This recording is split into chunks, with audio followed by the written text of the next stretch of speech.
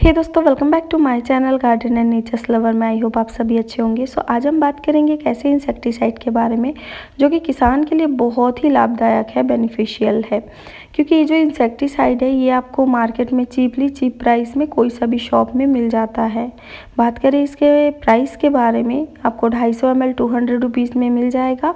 लेकिन इसका जो प्रिंट रेट होता है 250 ml का 361 होता है। तो इससे ही पता चलता है बहुत सस्ते में आपको 250 ml मिल जा रहा है।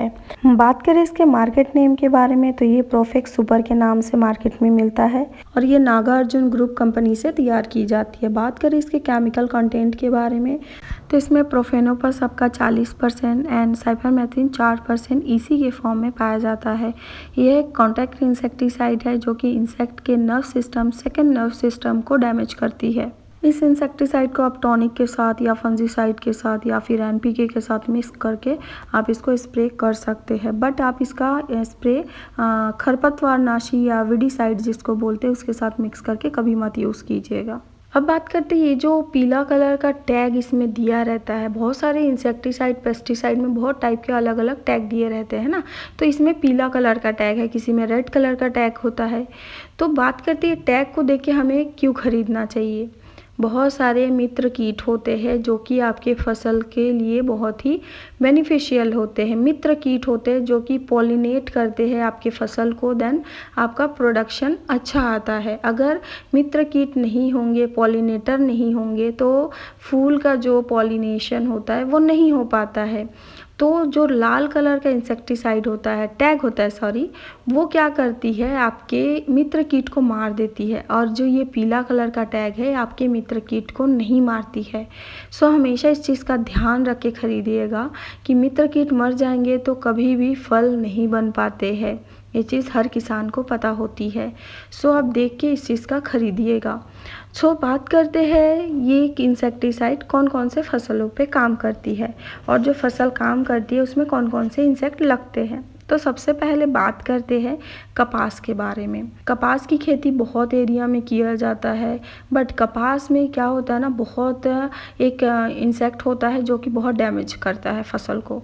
जैसे पिंक वॉलवर्म हो गया या फिर जो कि फल भेदक होता है। वो क्या करती है इंसेक्ट, आपके जो कपास का बॉल बनना चालू होता है, जब उसका शुरुआत होता है, फूल से छोटा सा फल बनना चालू होता है, उस टाइम क्या करते हैं, ये जो फल वेदक होते हैं ये कपास के अंदर घुस जाते हैं और अंदर जो मुलायम फल होते हैं उसको खा के, या अगर फल बन भी जाते हैं तो उसके जो धागे होते हैं वो कटे टूटे होते हैं, जिसका मार्केट प्राइस नहीं होता है और आपको प्राइस बहुत कम मिलता है या फिर आपका प्रोडक्शन बहुत ही कम होता है।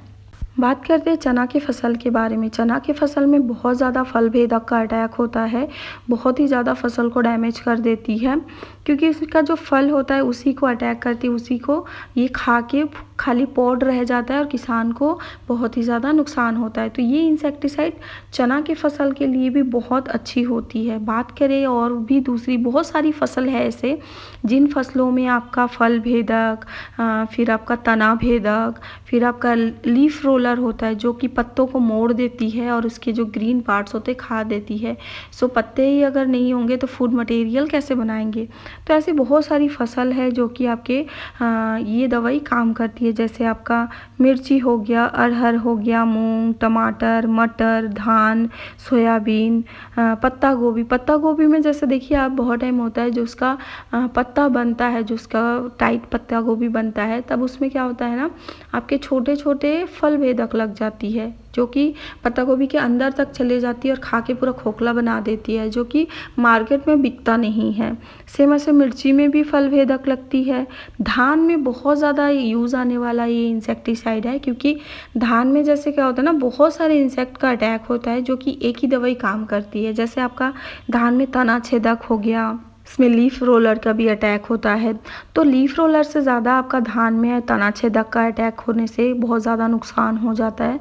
क्यों? क्योंकि जब तना को छेद देती है तो बालियाँ सूख जाती है और आपका धान का प्रोडक्शन ही नहीं हो पाता। सेम आपका मक्का में भी ऐसा होता है। अगर आप भुट्टा की खेती कर रहे हैं तो उसमें भी क्या होता है, फल भेदक हो जाता है या फिर आपका तना छेदक हो जाता है। अगर फल भेदक होता है, जब उसकी फ्लावरिंग स्टेज होती है, फूल आने, मादा फूल आने का टाइम होता है, तब ये क्या है, अटैक करती है। तो किसान के लिए बहुत ही नुकसानदायक होता है, फसल का उत्पादन नहीं हो पाता है।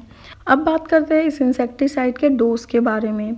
तो ये आपका 150 से 170 ml आपका 250 से 300 लीटर पानी में प्रति एकड़ के हिसाब से लगता है। और अगर आपका बात करें ड्रम के हिसाब से, जो 15 लीटर का ड्रम आता है, तो उसमें आपका 25 से 30 ml आपका एक ड्रम के हिसाब से आप स्प्रे कर सकते हैं।